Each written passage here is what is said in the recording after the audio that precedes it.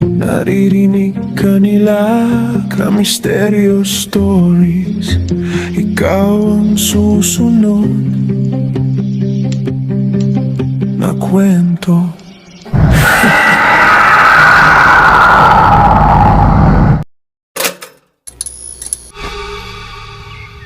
Magandang gabi po ka-misteryo.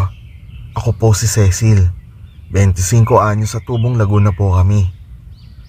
Pero may ibang probinsya talaga na pinanggalingan ng aming lahi.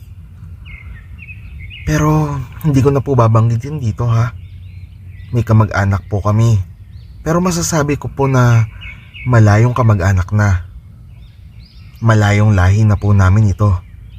Nagkasama-sama po kami dahil sa may namatay po kaming kamag-anak. Ang sabi nga 'di ba, kung di pa may namatay hindi pa magkakaroon ng oras ang lahat para magkatipon-tipon man lang kahit minsan. Sa burol ay doon pa lang namin mas nakilala pa ang iba pang malalayong kamag-anakan namin. Ang iba ay galing pa nga sa malalayong probinsya. Hindi mauubos ang kwentuhan. Lalo at ngayon na lamang ulit nagkita-kita ang mga kaanak. At doon ko na nga lang din nakilala pa ang iba ko pang mga kapinsanan. Magkakapatid sila, pero itatago ko na lamang sa pangalang Ana, Anita at Alina. Puro mga babae ka-misteryo. At halos kaedaran ko lang rin ang mga ito. Nung unang lamay po ay tahimik lang sila at mukhang nakikiramdam lang rin. So para sa akin ay normal naman yun. Na syempre nahihiya pa at di mo na magkikikibo. Kasi nga kakikilala-kilala pa lang namin. Hanggang sa lumipas na nga yung 3 araw ka-misteryo, pero ganun pa rin po sila eh. Wala pa rin mga kibo na parang mga di makabasag pinggan talaga. Hello, yung 3-word sisters. Naiinis nga ako ng mga panahon na yun ka-misteryo. Hindi dahil sa 3 magkakapatid pero dahil sa mga pasikretong tsismisan patungkol sa kanilang 3. Keso aswang daw dahil sa kagawian nilang di normal. Dahil hindi ba naman makatingin ng diretso sa mata? Hindi mga nagsisiimik. Walang kibo. At pati nga mga buhok ng mga ito ay laging nakatabing sa mga mukha nito. Ang ibang mga sabi-sabi naman ay mangkukulam, mambabarang.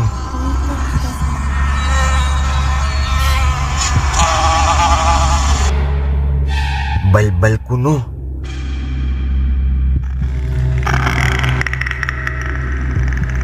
Dahil pag may patay lang ay saka lamang sila nakikihalubilo. Mga tao nga naman ang hirap lumugar. Lagi na lang may masasabi na ano man ang gawin mo. Manahimik ka man o maging madaldal. Laging may mapupuna sa'yo. Di ko rin naman masisisi ang mga nakakakita sa kanila na maging mapanghusga. Ibang-iba naman kasi sila sa amin. Di sila nakikihalubilo sa amin at lagi silang nakayuko. At yung mukha nila ay halos di na nga makita dahil nga sa lagi na lang nakatabing ang mga buhok nila. At kahit pa nga sa ibang mga tao at kamag-anak namin ay hindi sila nakikipag-usap. Maliban na lamang doon syempre sa nanay nila. Ang boring naman. Tara, magtong-its tayong Sila na nga halos ang topic ng kwentuhan naming magpipinsan eh. Marinig kayo. Diba? Ang weird.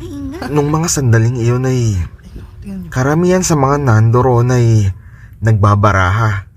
May pasakla para makalikom ng pera para sa nakaburol. Tapon ko ha.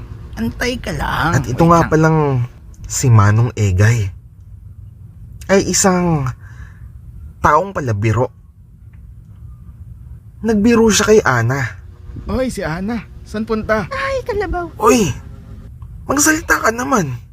mapapanis ang laway mo. Sabay tawa at sabay pahatak nito na pinaupo itong si Ana sa tabi Upo niya. ka muna dito. Ang paswerte. Laking kita, gulat naman ng mababanaag sa mukha nitong si Manong Egay. Nang Okay ka lang ba? sa mga sandaling yun ay sadyang tinitigan lamang siya ni Ana. Uy, At kung kaya ay natahimik na lamang din si Manong Egay, napahiya eh. Lumipas ang halos 2 araw at napansin ko na lang na hindi ko na masyadong napagkikita si Manong Egay.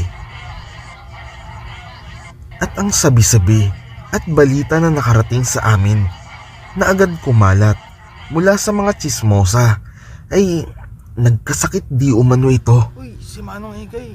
na di daw maintindihan kung ano yung dumapong sakit. Yung balat daw parang naglalangib na nagtutuklapan, pasing tabi na lamang po sa mga kumakain. At ayun na nga, nagtutuklapan nga daw ang mga balat nito. At yung talukap umano ng mata ni Manong Egay ay namamaga na tila ba napuruhan ito sa boxing. Ngunit kahit halos na di makadilat ito ay kahit papaano naman umano ay nakakakita pa naman ito na naging dahilan pa nga daw ng palagian itong pagsisigaw-sigaw. May mga nakikita daw na di maintindihan pero takot na takot umano itong si Manong Egay. Ano ba yung nakikita mo? Wala naman Kaya- akong nakikita eh. Lalong tumindi yung hinala ng mga tao sa lamay na may pagkaaswang o mangkukulam talaga itong 3 magkakapatid na pinsan ko. Nung huling lamay ko na nga lang sila huling nakita. Pero yun ang pagkakaakala ko. Parang tayong dalawa ginaya yung damit ni Aramina. May patay nakapula. Makalipas ang 1 linggo, may mga bulong-bulungan na naman ng mga, alam mo na, mga tsismosa na naman. Trending pa rin yung dalawa ng pula sa Narinig ko sa bulong-bulungan habang ako ay pauwi ng bahay, naglalakad galing sa trabaho ko. Oo, yung 3 weird sisters nangungupahan daw yata dyan. Nako, dito pa talaga sila lumipat. Di matatahimik ang lugar Eh natin. malamang, ginagabi-gabi sa Egay. Gabi-gabi binibisita. Aray yung ingrown ko. Pagdating ko nga sa bahay ay ibinalita agad sa akin ni Mama na yung mga pinsan ko daw lumipat na sa lugar namin. Yung 3, ang ibig ko sabihin yung 3 magkakapatid na walang kakibo-kibo ka misteryo. Lumipas ang mga panahon, mas lumalala ang kalagayan ni Manong Egay. Halos nagdidelirio na nga daw ito May gabi-gabi. nakikita ka na naman. Dumating na rin nga sa punto na pinaalbularyo na siya ng pamilya niya. Ang nakapangingilabot dito ay ang nabasa mismo ng albularyo. Napakatindi nga daw ng galit ng kung sino man ang gumawa nito kay Manong Egay. At patungkol naman dun sa nakikita niya gabi-gabi, nakakaiba na kinatatakutan niya, ay isang nilalang umano na maitim at may pakpak. Maaaring likha lang rin daw ng may galit sa kanyang mga ilusyon na ito. Mga ilusyon na tila sadyang ginawa o sadyang ipinakikita sa kanya. Ilusyon lamang upang mabaliw sa takot itong si Manong Egay.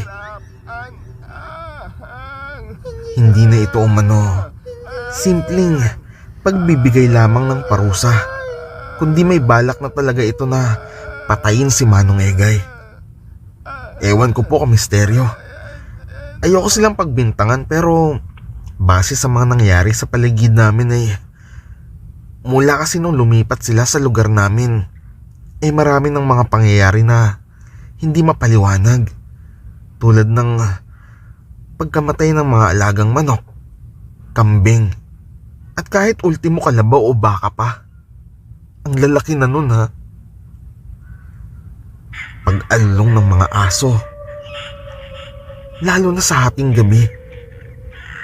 Mga kakaibang tunog o huni na di mawari kung ibon ba o kung ano sa katahimikan ng gabi, at mga pagaspas na bigla na lamang hahampas sa hangin sa maalinsangang gabi. Akala ko hindi na matatapos yon. Pero matindi ang naging kapalit ng katahimikan ng lugar.